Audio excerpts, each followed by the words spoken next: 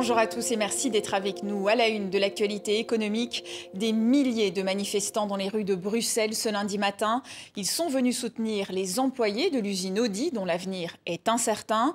Une mobilisation pour attirer l'attention également sur les défis de l'industrie européenne. Écoutez. Pour l'instant, on n'a quasi plus rien, on est tout en train de partir.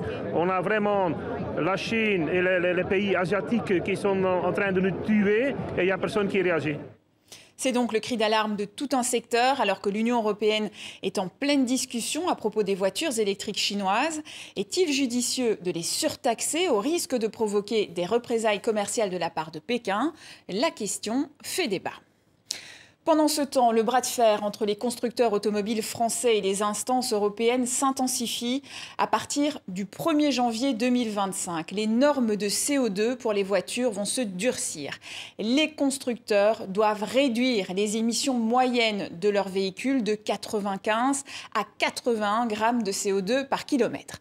Pour vous donner une idée, une voiture thermique, c'est environ 120 grammes de CO2 par kilomètre.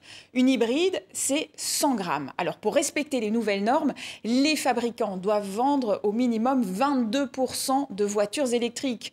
Or, on en est loin. En 2023, un peu plus de 14% seulement de voitures vendues en Europe étaient électriques. Les grands groupes comme Renault et Volkswagen craignent donc de devoir payer des amendes qui pourraient être reversées à d'autres fabricants de voitures électriques comme Tesla ou les constructeurs chinois. Selon le patron de Renault, l'industrie pourrait payer jusqu'à 15 milliards d'euros de pénalités si les ventes de voitures électriques ne décollent pas. Des constructeurs demandent donc à Bruxelles un délai supplémentaire. Dans le reste de l'actualité, Boeing est confronté à une grève majeure depuis vendredi autour de Seattle aux États-Unis.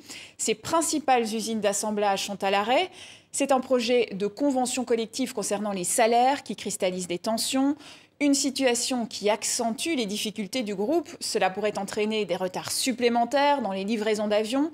Le patron de Ryanair a d'ores et déjà annoncé que cette grève pourrait le contraindre à limiter ses vols et à augmenter le prix des billets.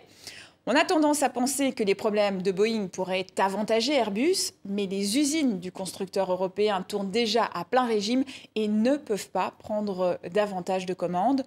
De plus, une paralysie prolongée chez Boeing pourrait inciter les employés du constructeur européen à demander à leur tour des augmentations de salaire. Et c'est la fin de ce journal de l'économie. Merci à vous pour votre fidélité et à demain.